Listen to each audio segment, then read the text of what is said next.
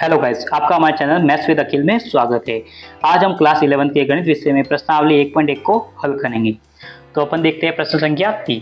प्रश्न संख्या 3 में अपन को कहा गया है कि समुच्चयों को रोस्टर रूप में लिखना है। तो ये जो अपन को समुच्चय दिए हुए ये कौन से समुच्चय के निर्माण में, ये समुच्चय निर्माण के रूप में दिए हुए, तो इसको अपन को किस में लिखना है? रोस्टर रूप में। रोस्टर रूप का मतलब क्या? इनको सारणीबद्ध करना है अपन को, यानी कि उसको एक लाइन में, सेट के लाइन में या सेट के रूप में लिखना है। तो अपन सबसे पहले इसका तीसरे का पहला देखते हैं। तीसरे के पहले में अपन को क्या क्या दिया हुआ है? तीसरे के पहले में अपन को दिया हुआ है कि a बराबर x सच दैट x एक पूर्णांक है और -3, यानी कि वो क्या -3 से तो बड़ा है पर 7 से क्या है, छोटा है। तो अपन पहले सबसे पहले इसकी संख्या को लिखते हैं। जैसे कि मैं संख्या लिखता हूँ कि -3 से छोटी संख्या कौन सी होगी? एक तो अपने 2 होगी, -3 से बड़ी एक तो 2 होगी, माइनस का 1 होगा, फिर 0 होगी, फिर 1 2 3 4 5 और 6।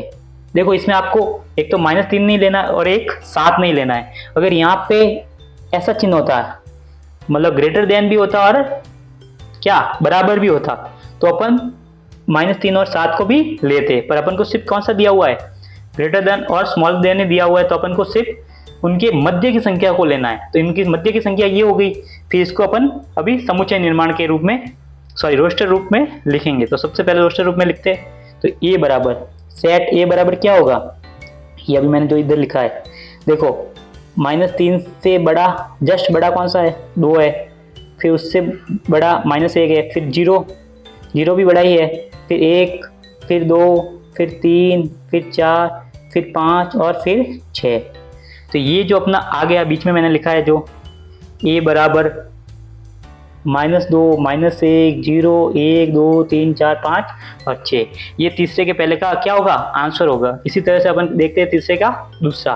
तीसरे के दूसरे में अपन को कहा गया है x सच दैट x संख्या 6 से कम एक प्राकृत संख्या है। यानी कि अपन को है ना नेचुरल नंबर का सेट लिखना है, पर संख्या 6 से छोटी लिखनी है। यानी कि 6 से छोटे क्या हो गए? 1 2 3 4 5। और नेचुरल नंबर में 0 नहीं आता है, जो पूर्ण संख्या होती है उसमें 0 आता है, प्राकृत संख्या में 0 नहीं आता है। तो अपन लिखते हैं सेट b बराबर क्या होगा? कहाँ से शुरू करेंगे अपन शुरू करेंगे 1 से, क्योंकि 0 नहीं आएगा। 1 2 3 4 5। 6 से कम कहाँ है तो 6 नहीं लेंगे। 6 भी कहाँ होता तो 6 भी लेते, पर यहाँ पे अपन का सेट बंद हो जाएगा। यानी कि b बराबर क्या होगा? 1 2 3 4 5। इसी तरह से अपना तीसरे का b भी हो गया। फिर अपन करते हैं तीसरे का तीसरा, यानी कि तीसरे का c या तीसरे का तीसरा करते हैं अपन।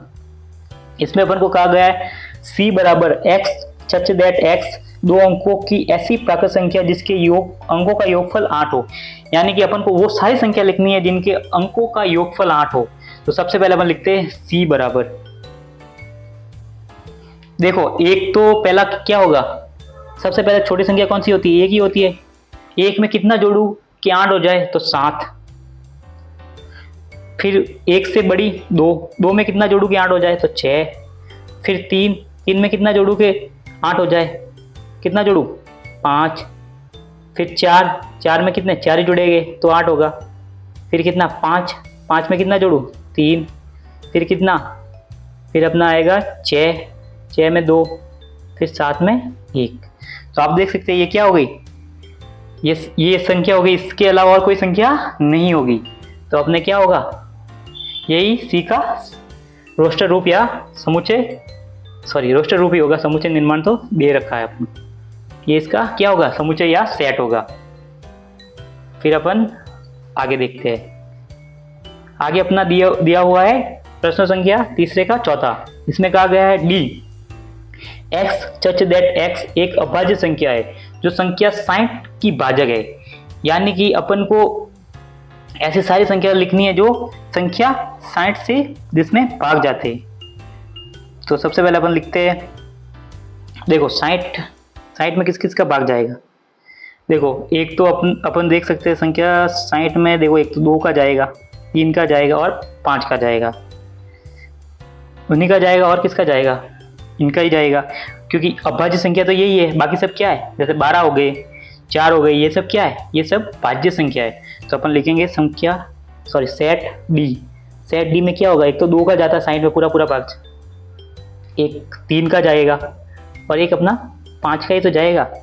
देखो इसके अलावा आप कहेंगे कि नहीं 12 का जाता है, 6 का जाता है, पर ये सब क्या है, ये भाज्य संख्या है, तो इसको अपन नहीं लिख सकते हैं कि ये सारी भाज्य संख्या है।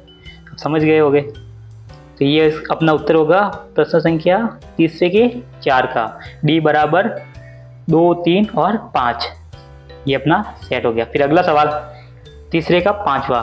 तीसरे के 5 में अपन को कहा गया है ई बराबर ट्रिग्नोमेट्रिक शब्द के सभी अक्षरों का समुच्चय।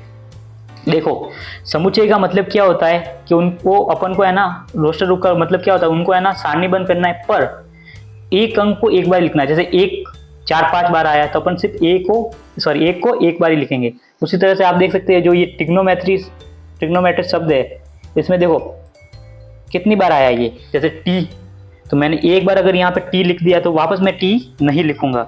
फिर जैसे आर एक बार लिख दिया, आई भी एक बार लिख दो, जी भी एक बार लिख दो, ओ भी एक बार लिख दो और एन भी एक बार लिख दो।